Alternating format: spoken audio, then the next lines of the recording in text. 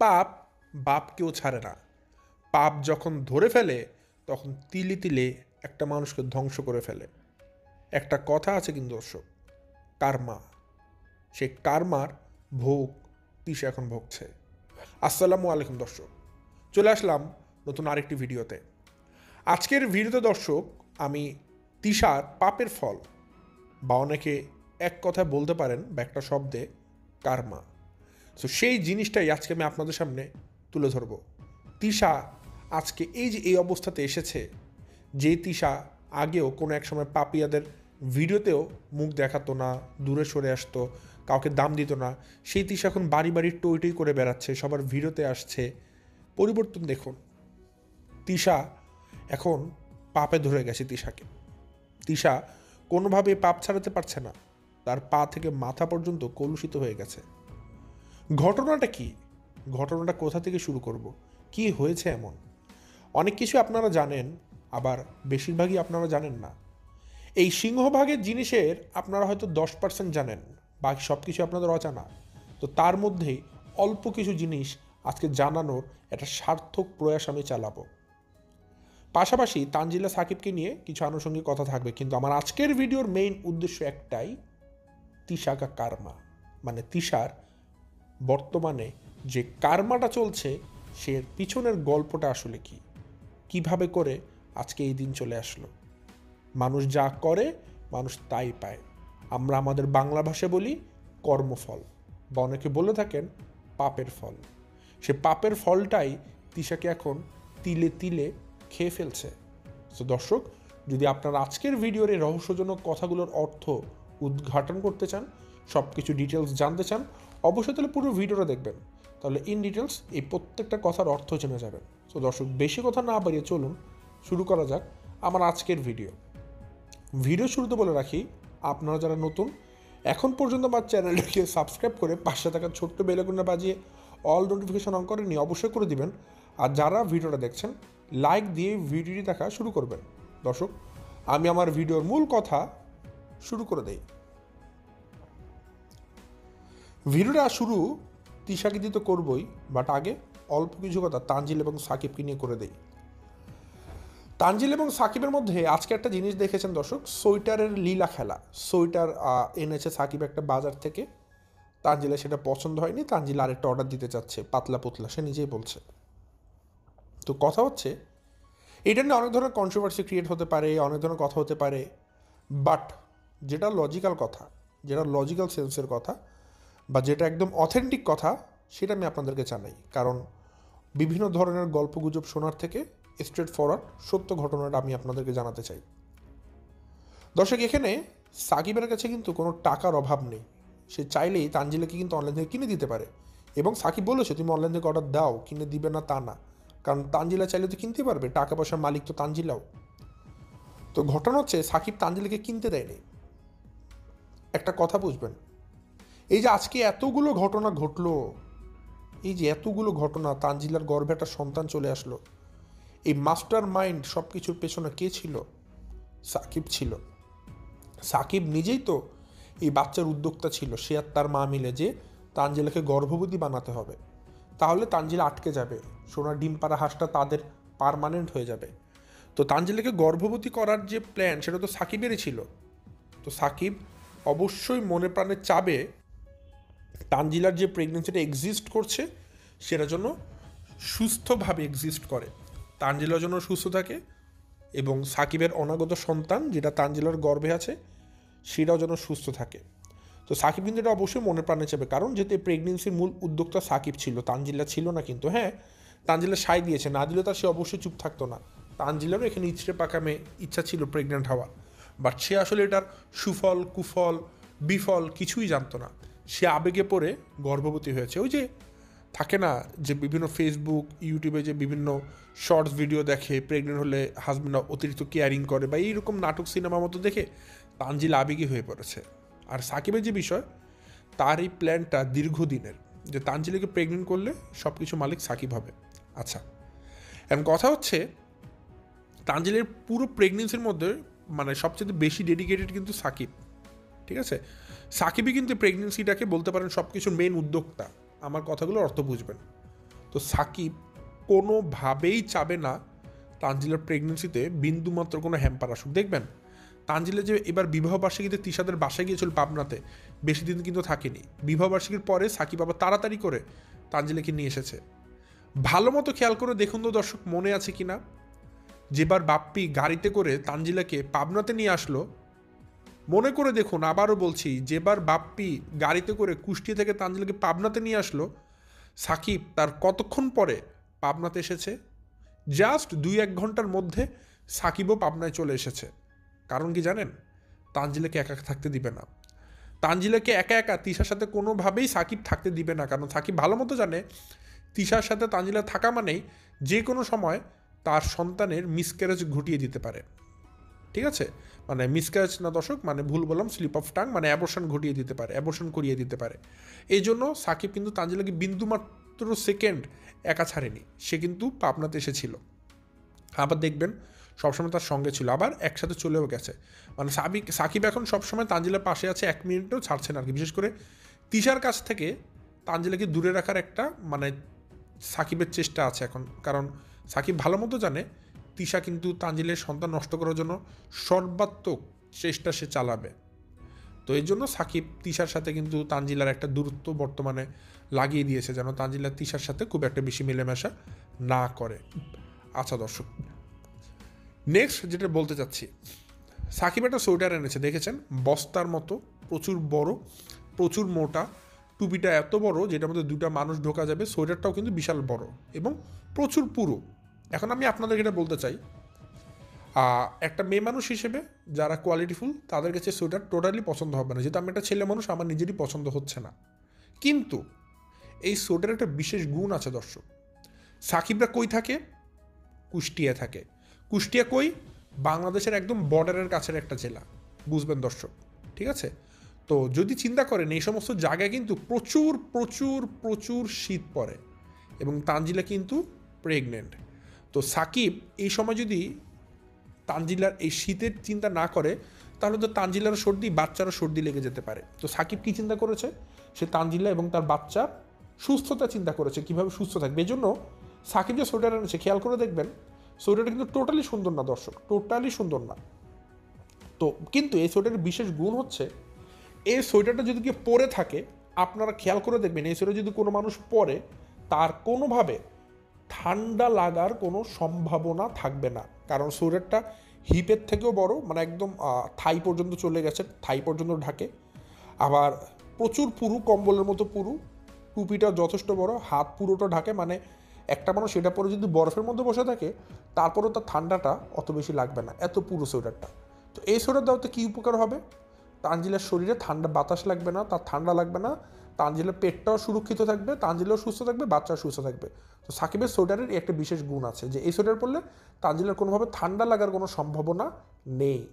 তো সাকিব কিন্তু সৌন্দর্য যদি চিন্তা করতে যে একটা সুন্দর সোয়েটার আনবো, তাহলে কিন্তু সে পাতলা পুতলা বিভিন্ন ফিতা আলা, চেইন আলা, বুক ফাড়া অনেক রকম সোয়েটার থাকে, টুপি ছাড়া অনেক সোয়েটার থাকে। কিন্তু একটা মেয়ে মানুষ হিসেবে আপনারাও জানেন, আমরাও জানি, ওই সমস্ত সোয়েটারে কখনো শীত মানে না। ওই সমস্ত সোয়েটারে যেটা হয় ফ্যাশন হয়। হ্যাঁ, আমি একটা সোয়েটার পরেছি, আমাকে এক্সট্রা সুন্দর লাগছে, আমাকে কিউট লাগছে, আমাকে পুতুল পুতুল লাগছে। হ্যাঁ, তো এই ধরনের ফ্যাশন চলে আর কি। শীতকালে দেখবেন সোয়েটারটা একটা ফ্যাশনের একটা অংশ হয়ে যায়। অনেকে কিন্তু দেখবেন কনকনে শীতেও এমন এমন সোয়েটার পরে যেখানে শীত মানে না, তারপরেও সে ওই সোয়েটার পরেই যায়। কারণ কি? ফ্যাশন করবে, শরীরে কষ্ট দিয়ে ফ্যাশন করবে। কিন্তু সাকিব ভালো মতো জানে তানজিলার এখন ফ্যাশন করার সময় নেই, কারণ তানজিলা এখন মা হতে যাচ্ছে। এই সময় যদি তানজিলা ফ্যাশন করে, তানজিলা কিন্তু নিজে বলেছে, কী সোয়েটার এনেছো, আমি অনলাইন থেকে দিতাম, এটা অনেক ভারী, আমি একটু পাতলা পুতলা সোয়েটার অর্ডার দিতাম, টুপি ছাড়া দিতাম। দেখুন তানজিলার কিন্তু উদ্দেশ্য এটা, সে একটা পাতলা দেখে বুক ফাড়া হোক এরকম টাইপের একটা সোয়েটার দিবে, যেখানে টুপিও থাকবে না।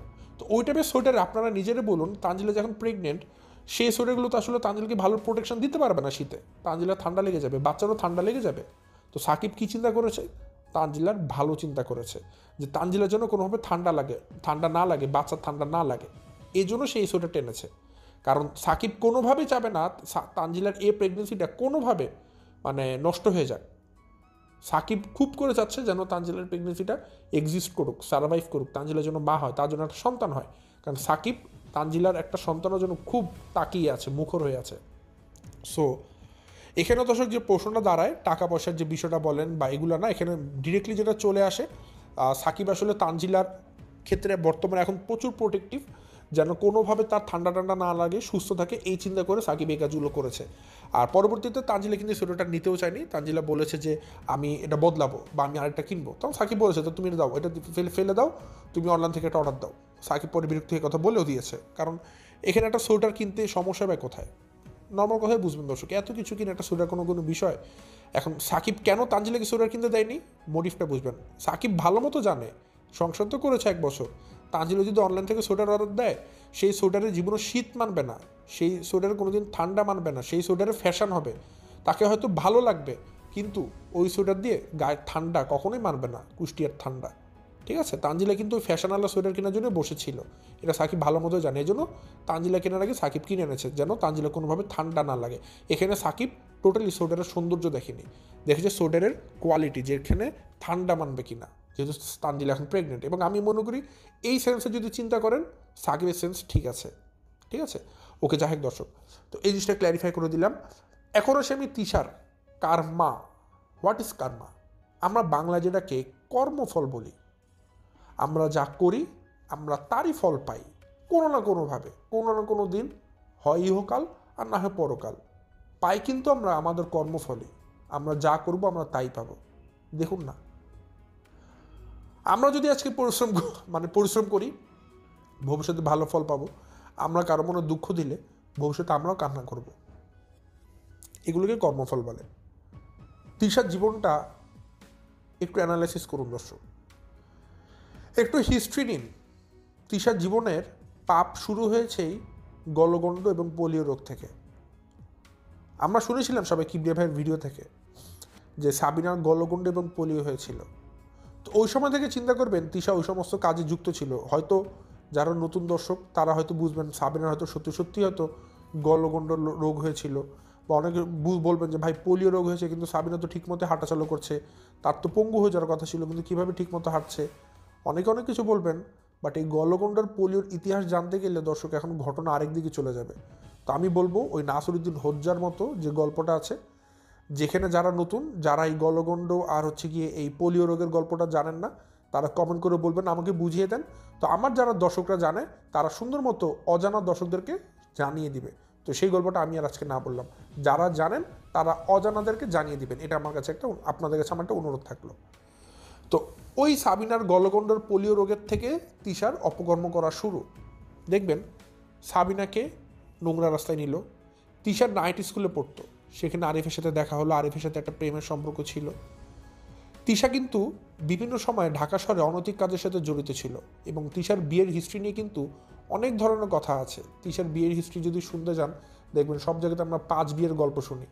আমরা শুনতে পাই এটাও তানজিলের বাবা নাকি একজন কুলফিওয়ালা, এরকম অনেক গল্প আমরা শুনেছি। এবং একটা কথা সবসময় আমি বলেছি যে যাহা রটে তাহার কিছু তো বটে, কারণ সব কিছু শোনা কথা কিন্তু একবারে ফেলে দেওয়া যাবে না দর্শক, কারণ আপনি যা শুনছেন তা এমনি এমনি কিন্তু কথাটা বা উড়ন্ত কথা আসেনি, কিছু না কিছু ঘটেছে বলে কিন্তু কথাটা এসেছে। হতে পারে হয়েছে তিল, বানানো হয়েছে তাল, বাট তিল তো ঘটেছে, আপনি যদি তিলটাকে এখন ফেলে দেন তাহলে তো সবই ফেলে দিলেন। সো যেহেতু তিশার নামে অভিযোগ উঠেছে 5 বিয়ে না হোক 3 বিয়ে তো হয়েছে, এভাবে চিন্তা করবেন। তো সব কিছু মিলিয়ে দর্শক মানে তিশার হিস্ট্রি যদি এভাবে ঘাটেন একটা একটা করে অনেকগুলো ঘটনা চলে আসবে। আপনার একটা জিনিস খেয়াল করে দেখেন, তিশা কিন্তু যথেষ্ট গরিব পরিবার বিলং করে, তার বাবার অবস্থা দেখবেন, তার মায়ের অবস্থা দেখবেন, ঠিক আছে। তো তিশা যখন বাপিকে বিয়ে করলো সে বিয়ের ইতিহাসটা অন্যরকম, সেই দিকে আমরা না যাই, সে বিয়ের ইতিহাসটা আবার আমরা সবাই জানি। তো বাপ্পিকে বিয়ে করার পর তিশা মাসখানেক বা বছরখানেক গেল, বাচ্চা কাচ্চা হলো। তারপরে আপনারা জানেন তিশার যে ননদ ফাতেহা নাজনীনের ইউটিউব চ্যানেল আছে, তো সেখান থেকে তিশাকে একটা ইউটিউব চ্যানেল খুলে দেওয়া হলো, বাংলাদেশি মম তিশা। এরপর থেকে তিশাকে আর পিছনে ফিরে তাকাতে হয়নি। ফাতেহা নাজনীনের সেই চ্যানেলের পরিচয় করিয়ে দেওয়ার পর থেকে তিশাও ভিডিও দিতে থাকে, এবং তিশারও একের পর এক ভিউ হতে থাকে, এবং তিশার কিন্তু চ্যানেলটা খুব দ্রুত রাতারাতি দাঁড়িয়ে যায়। এরপর থেকে তিশাকে আর পিছনে ফিরে তাকাতে হয়নি। কিন্তু এই ইউটিউবে আসার আগে তিশাদের বাসার অবস্থা দেখবেন, তিশার চ্যানেলে গিয়ে তাদের ওল্ডেস্ট ভিডিও দেখবেন, ইউটিউবে এখন এটা দেখা যায় ওল্ডেস্ট ভিডিও। সেই ওল্ডেস্ট ভিডিওতে দেখবেন তিশার বাসাবাড়ির অবস্থা কেমন ছিল, রান্নাঘরের অবস্থা কেমন ছিল, এরকম অবস্থা ছিল, রান্নাঘরে সম্ভবত 2জন মানুষও ঢোকা যাবে না, বাসার সাইজ এমন ছিল। ঠিক আছে, বাপ্পি দিন আনতো দিন খেত, অভাবের সংসার ছিল তিশাদের। তো ওই অবস্থা থেকে আল্লাহ তাআলা তাদেরকে রহমত দিয়েছে, তাদের রিজিক বাড়িয়ে দিয়েছে। তাদের কিন্তু এরকম একটা ইউটিউব চ্যানেলের মাধ্যমে লাখ লাখ টাকা তিশারা কামাতে শুরু করে। তিশা ইউটিউবের সাথে কত বছর, বেশি বছর কিন্তু হয়নি দর্শক। একটু কম সময়ের মধ্যে দেখবেন তিশাদের পুরো ফ্যামিলি, পুরো পরিবার, পুরো বংশ, পুরো এলাকা কিভাবে করে তাদের ভাগ্য বদল করে ফেলেছে। আপনারা খেয়াল করে দেখুন, তিশাদের পরিবারের প্রত্যেকটা মানুষ, প্রত্যেকটা মানে তাদের পুরো এলাকা দর্শক তাদের ভাগ্য বদল করে ফেলেছে। খেয়াল করে দেখুন, পর্দার চরে প্রত্যেকটা মানুষের তো এখন একটা করে ফোন থাকে, প্রত্যেকটা মানুষের একটা করে ভ্লগ চ্যানেল আছে, এবং এক তিশাকে ধরে তারা প্রত্যেকে দাঁড়িয়ে গেছে। বিশ্বাস করেন দর্শক, এক তিশার মাধ্যমে পুরো পদ্মার চরের ওই এলাকার বাসিন্দারা ইউটিউবে এখন দাঁড়িয়ে গেছে প্রত্যেকে। তো এই একে একে করে তিশা কিন্তু তাদের গ্রামের সবাইকে দাঁড়া করালো। কিন্তু একটা জিনিস বুঝবেন, তিশা কিন্তু সময়ের সাথে সাথে অহংকারী হয়ে উঠেছে। তিশা কিন্তু তার নিজের বন্ধুদের সাথে অহংকার প্রকাশ করত। সাবিনাকে কিন্তু বিভিন্ন সময় আজে বাজে কথা বলেছে। সাবিনাকে কিন্তু সে দেখতে পারতো না, কারণ আরিফকে বিয়ে করেছে। আরিফকে তো আবার তিশা ভালোবাসে, আরিফকে তিশা অনেক ভালোবাসে। আবার আরেকটা জিনিস খেয়াল করে দেখবেন, তিশা কিন্তু গরিব মানুষদেরকে পছন্দ করে না, তিশা কিন্তু কম টাকার গিফট পছন্দ করে না, তার মধ্যে অহংকারবোধ জন্মে গেছে। আপনারা যদি একটা জিনিস খেয়াল করেন, সাবিনা যত অপকর্ম করেছে তার পিছনে ইন্ধনদাতা ছিল তিশা। মিম যত অপকর্ম করেছে, সানিকে ডিভোর্স দিয়েছে, তার পিছনে মূল ইন্ধনদাতা ছিল তিশা। তানজিলা যত ছোটোবেলা আকাম কুকাম করেছে, তার পিছনে ইন্ধনদাতা ছিল তিশা। আবার আপনারা যদি প্রত্যেকটা মানুষের গল্প এরকম শুনতে চান, দেখবেন সব কিছুর পিছনে, সবগুলো খারাপ গল্পের পিছনে মূল সর্দারনি ছিল এই তিশা। তো যে মানুষটা এতগুলো খারাপ কাজের সাথে জড়িত, সেই মানুষের সাথে ভালো হবে আপনারা বিশ্বাস করেন কিভাবে? আজকে হোক আর কালকে হোক। নমরুদ যেভাবে একটা ল্যাংড়া লুলা মশার মাধ্যমে তার পতন ঘটতে দেখেছি আমরা, মানে দেখেছি বলতে হয়েছে। ফিরআউনের পতনটা যেরকম করে আমরা শুনেছি, এখনও কিন্তু তার লাশটা ক্ষত হয়নি, কোনো অক্ষত অবস্থায় আছে। তো ঠিক একইভাবে দর্শক, তিশা আর কে? নমরুদ ফিরআউনি দুনিয়াতে বাঁচতে পারলো না, তিশা আর কে? সে জায়গায় তিশা তো কিছুই না। ঠিক আছে, তো তিশা যা যা করেছে দর্শক, সেই পাপগুলোকে যদি জমান, সাগরও ফেল হয়ে যাবে। তো তিশার এখন পাপে ধরে গেছে। আপনারা খেয়াল করে দেখুন, কয়েনের এপিট কত দ্রুত বদলে গেছে। তিশা সে যখন এখন সাবিনার পদ্মা চলে যায়, সাবিনা তাকে দাওয়াত দেয় না। যে তিশা আগে পদ্মা চলে গেলে সবাই হুজুর হুজুর করতো, সেই তিশা এখন পদ্মা চলে গেলে তাকে মানে তার নিজের আপন বোনও সম্মান দেয় না। সাবিনা যেবার তার সাথে দেখাই করতে যাচ্ছিল না। আরিফ, যে আরিফকে তিশা ভালোবাসে, সে আরিফ তিশার সাথে দেখাই করেনি। আপনারা খেয়াল করে দেখবেন, সবাই তো আরিফকে অনেক লোভী ছেলে বা যাই হোক অনেক কিছু দেখেছেন। এখন সে আরিফ কিন্তু ইউটিউবের মধ্যে নেই, সে ইউটিউবে ভিডিও দিচ্ছে না। সে তার মতো করে তার ব্যবসা গুছিয়ে নিয়েছে। সে এখন ব্যবসা করছে, ব্যবসা করে সংসার করছে, বাচ্চা কাচ্চা পয়দা করেছে। তিশা যখন এটা দেখছে যে তার প্রাক্তন প্রেমিক আরিফ, সে এখন সাবিনার সাথে সুখে শান্তিতে সংসার করছে, তার বাচ্চা হয়েছে, আরিফ ভালো আছে, তিশা কিন্তু সহ্য করতে পারছে না। তিশা ভেবেছিল হয়তো খারাপ থাকবে, বাট সহ্য করতে পারছে না। তিশা যখন দেখে মিমের দিকে, মিম বাবুকে নিয়ে হাসি খুশি আছে, সংসার করছে, লাফিয়ে বেড়াচ্ছে, তার হিংসা হচ্ছে। সে যখন দেখছে তার বড় ভাই শাহিনের অবস্থা, দেখছে বিদেশ থেকে ফেরত এসে শারমিনের সাথে সে গ্রামে ভালোই সংসার করছে, তখনও তার হিংসা হচ্ছে। সে দেখছে মিজান তো খুকি নিয়ে খুব ভালোই সংসার করছে, বাচ্চা কাচ্চা আছে, হাসি খুশি ছোট্ট ফ্যামিলি, সেখানেও তিশার হিংসা হচ্ছে। তিশা যখন দেখছে শারমিন এবং যে রাজ, সেখানেও হিংসা হচ্ছে। আপনি যদি চিন্তা করেন, শারমিনী বুড়া বয়সে বিয়ে করতে পারবে, তিশা তো চিন্তাও করেনি। তিশা কিন্তু কটাক্ষ করতো শারমিনদেরকে, সে শারমিন এখন বিয়ে করে রাজের সাথে কিন্তু ভালোই সংসার করছে। হ্যাঁ, যদি সেই সমস্ত বিয়ের গল্প আমরা সবাই জানি। তো তিশার কাছে কিন্তু এখন সব কিছু ডিপ্রেশনের গল্প দর্শক, চারপাশে। তিশা যখন সাবিনার দিকে তাকায়, ডিপ্রেসড হয়ে যায়। তিশা যখন মিমের দিকে তাকায়, ডিপ্রেসড হয়ে যায়। তিশা যখন খুকির দিকে তাকায়, ডিপ্রেসড হয়ে যায়। তিশা যখন শারমিন নূরের দিকে তাকায়, ডিপ্রেসড হয়ে যায়। সে যখন তাকায় বাবু এবং মিমের দিকে, তখনও ডিপ্রেসড হয়। আবার সে যখন তাকায় রাজ শারমিনের দিকে, তখনও ডিপ্রেসড হয়। আবার সর্বশেষে এখন যখন তানজিল এবং সাকিবের দিকে তাকায়, সেটাও তার ডিপ্রেশনের জায়গা। তিশা আসলে ভালো থাকবে কিভাবে? সে তো দেখছে প্রত্যেকটা মানুষ তার চেয়ে এখন ভালো আছে, প্রত্যেকটা মানুষ টাকা কামাচ্ছে, প্রত্যেকটা মানুষ তার নিজের সংসার নিয়ে ব্যস্ত, হাসি খুশি আছে, সে কি করছে? বরং সে যে আগে তানজিলাকে নিয়ে একটু সময় কাটাতো সেটা এখন কাটাতে পারছে না। উপর দিয়ে তার যে স্বামী বাপ্পি, সেটাকে দিয়েও সুখ নেই।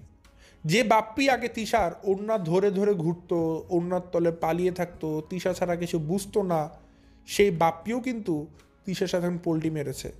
যে বাপ্পি আগে তিশার কাছে উঠবস করতো, সেই বাপ্পি এখন তিশাকে দেখলে উঠতে বসতে খালি খোঁচা দেয়, খোঁটা দিতে থাকে। বাপ্পি এখন সবসময় নাজ মান্ডির কথা মতো চলে। বাপ্পি দেখবেন সবসময় তার মার সাথে বসে থাকে, মার সাথে গল্প করে, মার সাথে আলোচনা করে, তিশাকে কোনো দামই দেয় না। তিশাকে দেখতেই পারে না বাপ্পি এখন, তাদের সাথে এখন সাপে নেলের সম্পর্ক। তো তিশার দেখুন জীবনটার অবস্থা কি, ছোট্ট সেও কিন্তু তিশাকে পছন্দ করে না। দর্শক খেয়াল করে দেখবেন, তান কিন্তু তার দাদিকে পছন্দ করে বেশি। হ্যাঁ, হতে পারে তাবিয়া ছোট মানুষ, তাবিয়া তার মার কাছে থাকে, বাট দিন শেষে সিঙ্গেল কোনো মানুষ কিন্তু এখন তিশার পাশে নেই। স্বয়ং তার নিজের সন্তান তানও কিন্তু নেই। তো যেই বাপ্পি এতদিন তিশার হয়েছিল, সে বাপ্পি এখন মোড় ঘুরিয়ে ফেলেছে। সে বাপ্পি এখন সারাক্ষণ মা করে। তো তিশার কি আছে? ছিল এক তানজিলা, তাকে সময় দিতে পারতো। সে তানজিলাও ধোকা দিয়ে বিয়ে করে চলে গেছে। তার মানে তিশা এখন পুরোপুরিভাবে লনলি, তার কাছে এখন কিচ্ছু নেই, সে একাকিত্বে ভুগছে। আপনারা চিন্তা করে দেখুন, আজকে একটা ভিডিও দিয়েছিল তিশা, যেখানে আসলে আজকে না গতকালকে, যে বাপ্পি তার মায়ের সাথে জায়গা জমির দলিলপত্র নিয়ে কথা বলছিল। কোর্ট কাছারি থেকে হয়তো কোনো একটা দলিল এসেছে যে রায় পেয়েছে আর কি, এই জমিটা তাদেরই থাকবে। তো এরকম কিছু একটা ভালো নিউজ। তো তিশার সময় ভিডিও করছিল, বাপ্পিকে প্রশ্ন করে, তো কথায় কথা বাপ্পি বলে, তিশা বলে এই জমিটা কার নামে, কার নামে রাখবা বা কিছু একটা প্রশ্ন। বাপ্পি বলে এই জমি আমি তোমার নামে লিখে দিব, নিয়ে যাও। তখন তিশা বলে না, আমার জমি লাগবে না। তখন বাপ্পি বলে আমার লাগবে না, আমার বহুত জমি আছে, আমার লাগবে না। বাপ্পি যেভাবে উত্তরটা দিয়েছে না দর্শক, একরকম বলতে পারেন তিশাকে বোল্ড করে দেওয়ার মতো। কারণ তিশা কিন্তু এটা মজা করেই বলেছে, কথাটা হাসতে হাসতেই বলেছে, কিন্তু বাপ্পি এমনভাবে উত্তর দিয়েছে জায়গাতে তিশা কিন্তু বোল্ড হয়ে গেছে, সে এর কোনো কথা বলতে পারেনি। সে যে উত্তর দিবে সে অবস্থাও কিন্তু বাপ্পি আর রাখেনি। তো বাপ্পি এরকম ব্যবহার কিন্তু কখনোই তিশার সাথে করতো না। ইদানিংকালে বাপ্পি তিশার সাথে খারাপ ব্যবহার করার সময় তার মুখে একটুকু বাঁধে না, তার যা মন চায় বাপ্পি তিশাকে তাই বলতে থাকে। টোটালি কোনো স্যাক্রিফাইস বা টোটালি কোনো রকম একটু মার্জনা করে না, তিশাকে উঠতে বসতে খালি বলতেই থাকে বাপ্পি। আরেকটা জিনিস দেখুন, এই যে তানজিলা আগে কিন্তু তিশার সাথে সবসময় একসাথে থাকতো, তানজিলা কিন্তু একটা ভালো সঙ্গ দিত তিশাকে। সেই তানজিলা এখন সাকিবকে বিয়ে করার পর সম্পূর্ণভাবে কিন্তু এখন স্বামী কেন্দ্রিক হয়ে গেছে। সব কিছুর মধ্যে তিশা কিন্তু একটা সুন্দর কথা বলেছে, মূর্খ মহিলা আসলে সুন্দর একটা দেখলাম, আপনারা বলতে পারেন যে দর্শক কীরকম কথা বলা যায়, একটা মনোবিজ্ঞানের মতো বলতে পারেন, বা একটা সাইকোথেরাপিস্টের মতো, বা একটা সুন্দর ফিলোসফি বলেছে, কথাটা খুব সুন্দর বলেছে, আমাদের দার্শনিকের মতো কথা। গতকালকের ভিডিওতে দেখবেন তিশা বলেছে যেরকম বুড়ির মাথা যেরকম সুন্দর কথা আসে আমি ভাবিনি, কারণ উদাহরণটা ভালো লেগেছে এই জন্য বলছি। তিশা বলেছে দেখবেন দর্শক, একটা নিজের বাবার বাড়িতে যখন একটা সন্তান জন্ম হয়, একটা ছেলে তার যৌবন বয়সে যাওয়া মাত্রই বাবারা বলে কিরে চাকরি করবি না, টাকা কামা। একটা ছেলেকে টাকা কামানো মেশিন বানিয়ে দেওয়া হয়। ওই ছেলেকে হতে পারে চাকরি, হতে পারে যে কোনো একটা কিছুতে ঢোকার জন্য প্রেশার দেওয়া হয় ঘর থেকে, পড়ালেখা শেষ, এখন বসে থাকা যাবে না, টাকা কামাই করতে হবে। একটা ছেলে কিন্তু চলে যায় টাকা কামানোর জায়গাতে, সেটা চাকরি হোক, ব্যবসা হোক, যে কোনো কিছুতে। একটা ছেলে জন্ম দেওয়া মানে যৌবনে পা দেওয়া মাত্রই তাকে বাসা থেকে বাবা মা টাকা আয় রোজগারের জন্য পাঠিয়ে দেয়। একটা মেয়ে যদি বাবা মার জন্ম দেয়, জাস্ট কিশোর বয়সটা পা দিয়ে যখনই যৌবন বসে যায়, তাকে বাসা থেকে বিয়ের জন্য প্রেশার দেয়, তুই বিয়ে করবি না, তোর তো বয়স হয়ে যাচ্ছে। তাহলে দেখুন, যেই বাবা মা সন্তানকে জন্ম দেয়, সে বাবা মাই ছেলে মেয়েকে কিন্তু একটা পর্যায়ে গিয়ে তাড়িয়ে দেয়। কীভাবে? ছেলেকে চাকরি করতে পাঠিয়ে দেয় আর মেয়েকে বিয়ে দিয়ে আরেকবারই পাঠিয়ে দেয়। কিন্তু একটা মেয়ে সে যখন বিয়ে করে স্বামীর বাড়িতে যায়, 1 বছর, 2 বছর, 3 বছর, 10 বছর, 20 বছর, 30 বছর করতে করতে যখন সংসারটার বয়স বাড়তে থাকে, ও স্বামী কিন্তু 40 বছর 50 বছর পরে গিয়ে কিন্তু বলে না এই অনেক বছর হয়েছে, এখন চাকরিতে যা, নাহলে ঘর থেকে যা, টাকা কামা, নাহলে ঘর থেকে বের হ। স্বামী কিন্তু এটা বলে না। মরার আগ পর্যন্ত ওই বউ নিরাপদভাবেই সিকিউরিটি নিয়ে কিন্তু স্বামীর ঘরে সংসার করতে থাকে। স্বামী কিন্তু বলে না এখন তো অনেক বছর সংসার করেছো বসে বসে, এখন চাকরিতে যাও, এখন ব্যবসা করো, ঘর থেকে বের করে দেয় না কিন্তু, যেগুলো ভালো সংসার সেগুলোর কথা বলছি। তো এই যে একটা ফিলোসফি, এই যে একটা কথা তিশার মাথা থেকে বের হয়েছে, আমি অবাক যে এই ধরনের কথা, দার্শনিক চিন্তাভাবনা তিশার মাথায় কিভাবে আসলো। আসলে দর্শক, আসবে না কেন? তিশা তো মূর্খ মানুষ। এই যে কথাটা বলেছে না তিশা, আপনাদের মতো কোনো সিঙ্গেল মানুষ এই কথাটাকে বলতে পারবেন না যে খারাপ বলেছে। তিশা যে কথাটা বলছে একদম বাস্তব কথা বলেছে, এবং আমার মতে খুবই সুন্দর কথা বলেছে। এই কথাটা আমার মতে আসলে একদম বাস্তব কথা জীবনের, ঠিক আছে, একদম বাস্তব কথা বলেছে। এবং এই যে কথাটা যে তিশা বলেছে না, এই কথাটা বলার জন্য না তিশাকে অনেক ভাবতে হয়েছে। আমি ভাবছিলাম তিশার এই কথাটা শুনে যে তিশার মাথা থেকে, এই মূর্খ মহিলার মাথা থেকে এইরকম কথা কিভাবে বের হলো। এত ভয়ানক একটা কথা যেটা বড় বড় দার্শনিকের মাথা থেকে বের হয় না। তিশা একটা মূর্খ মহিলা এত সুন্দর কথা কিভাবে বলল। আমি এটা নিয়ে ভাবতে ভাবতে আমার মাথা খারাপ। পরে ভেবে গেলে একটা অ্যান্সারই পেয়েছি। দর্শক, মানুষ পাপ কাজ করে আর ভালো কাজ করে দুইটা সময়, জানেন কখন? যখন সে অবসরে থাকে। এখন আমি আমার কথা বলছি, আমার ফিলোসফি বলছি। এটাবার আমি তিশা কিভাবে করে কথা বলেছে এটা ভাবতে ভাবতে আমার মাথা থেকে এটা বের হয়েছে। মানুষ পাপ কাজ করে অবসরে থাকলে, মানুষ ভালো কাজও করে অবসরে থাকলে। এখন মানুষ কোনটা করবে এটাকে স্পাইক করে বা এটাকে পুশ করে মানুষের বিবেক, ইনসাইটটা কিভাবে করে। ধরুন আপনি অবসরে আছেন, এখন আপনি অনেক কিছু ভাবছেন, আপনার জীবনে কী কী ঘটে গেল, কী কী হলো, অনেক কিছু ভাবছেন। এখন আপনি যদি অনেক ভালো অবস্থায় থাকেন, তখন আপনি যখন ভাববেন আপনার মাথা খালি শয়তানি চিন্তা আসবে, কারণ আপনার পিছনে টাকা আছে, অনেক কিছু আছে। এখন আপনি সবসময় খালি খারাপটাই মানে দুষ্টু চিন্তাই করতে থাকবেন। কিন্তু আপনি ধরেন অনেক অভাবে আছেন, অনেক কষ্টে আছেন, চারপাশ থেকে চাপে আছেন, আপনি একদম দেয়ালে পিঠ ঠেকে গেছে, এখন আপনি অবসরে বসে আছেন। ওই সময় আপনি যা ভাববেন না, আপনার মাথাতে এই টাইপের বিভিন্ন ধরনের দার্শনিক চিন্তা আসবে। জীবনে কী কী ভুল করলেন, কোথায় কী করা উচিত ছিল, কোনটা করতে পারলেন না, এই ধরনের চিন্তা আপনাকে আঁকড়ে ধরবে। তখন মনে হবে, ইস, যদি এটা করতাম হয়তো এটা হতো না। তিশা এখন এই অবস্থাটাতে আছে, এই জন্য তিশার মাথা থেকে এখন খালি এগুলো বের হচ্ছে। তিশা যে কথাটা বলেছেন এমনি এমনি বের হয়নি কিন্তু। তিশা এখন ভাবে, প্রচুর চিন্তা করে, প্রচুর একা থাকে। এই জন্য জীবনে একটা সময় গিয়ে এখন তিশা যে অবস্থাতে আছে, যে চিন্তা করছে না, তার মাথা খেলে এটা ওটা আসছে যে ইস, এটা না করলেও ভালো হতো, এটা করার জন্য মনে এটা হয়েছে। এই যে এই চিন্তাগুলো যে তিশার মাথায় আসছে এখন, এগুলো তার এখন একাকিত্বে থাকার জন্য আসছে, সারাক্ষণ চিন্তা করার জন্য আসছে। তো ঘুরে ফিরে না তিশা এখন খুব একা হয়ে গেছে। দর্শক, একা হয়ে গেছে বললেই তিশা এখন চিন্তা করে, তিশা এখন অনেক ভাবে জীবনে কি ভুল করেছে, কোনটা ভুল হয়েছে। এত টাকা, তারপরও টাকা দিয়ে কী করবে সে কি ঢাকা নিউ মার্কেটে যাচ্ছে, সে কি তানজিলের সাথে ঘোরাঘুরি করছে, সে কি মার্কেটে যাচ্ছে? কিছু তো করছে না। সুখ কোথায়? এই যে মাসে সে তিশা লক্ষ লক্ষ টাকা কামাই করছে, কি সুখ? তিশা কি আমেরিকা কানাডা ট্রাভেল করে আসছে? না তো।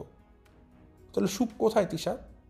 এত টাকা কামাই করার পরও দেখুন তিশার মনটা ছোট হয়ে আছে, তিশার মনটা চুপসে আছে। কি লাভ এই টাকা দিয়ে, যে টাকায় কোনো শান্তি নেই, যে টাকা কামাই করার পরে বিছানা মাথা দিয়ে শান্তিতে ঘুমাতে পারছে না তিশা। কি লাভ এই, যেখানে সুখ নেই, কোনো লাভ নেই আসলে। তো তিশার যে বর্তমান অবস্থাটা হয়েছে দর্শক খুবই করুণ। সে যে আসলে ছোটোকাল থেকে শুরু করে এতকাল অবধি যে পাপগুলো করেছে না, সে পাপগুলো এখন তিশাকে আঁকড়ে ধরেছে দর্শক। সে পাপগুলো আঁকড়ে ধরার জন্য এখন তিশা এখান থেকে বের হতে পারছে না। তিশাকে চারদিক থেকে পাপগুলো ধরে ফেলেছে। একাকিত্ব, লাঞ্ছনা, বাঞ্ছনা, স্বামীর যে একটা বলতে পারেন যে কেয়ারিং ভাব, সেটা চলে যাওয়া, সব কিছু তিশার কাছ থেকে এখন চলে গেছে। তিশা এখন প্রচুর একাকিত্বে আছে। এর জন্য তিশা এখন বিভিন্ন জিনিস ভাবে, সারাক্ষণ চিন্তা করে কি হলো আমার সাথে এটা। এবং এই কারণেই তার মাথা থেকে এই ধরনের কথাবার্তা বের হয়, ফিলোসফি বের হয়, দার্শনিক কথাবার্তা বের হয়। আপনারা দেখলেই দেখবেন এই জিনিসগুলো, একটাবার আপনারা ভাবলেই দেখবেন তিশা কেন এগুলো বলছে। তিশা এখন অনেক চাপে আছে, আর আসলে চাপে থাকবে না কেন? ওই যে বললাম ভিডিও শুরুতেই, কার্মা মানে কর্মফল। তিশা এখন যা পাচ্ছে এগুলো সবই তার কর্মফল। তো দর্শক, এই জিনিসগুলো আজকে আপনাদেরকে বুঝিয়ে বলার জন্য ভিডিওটা দেওয়া, আশা করি বুঝতে পেরেছেন। সো আজ আর বিষয়টা বাড়াচ্ছি না, আজকে ভিডিও এই পর্যন্ত। আজ এখান থেকে বিদায় নিচ্ছি। সবাই ভালো থাকবেন, সুস্থ থাকবেন। আসসালামু আলাইকুম।